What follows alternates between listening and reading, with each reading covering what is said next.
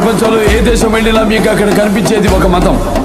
ఈ దేశంలో ఎటు చూసినా మీకు కనిపించేది ఒక ధర్మం, సనాతన హైందవ ధర్మం.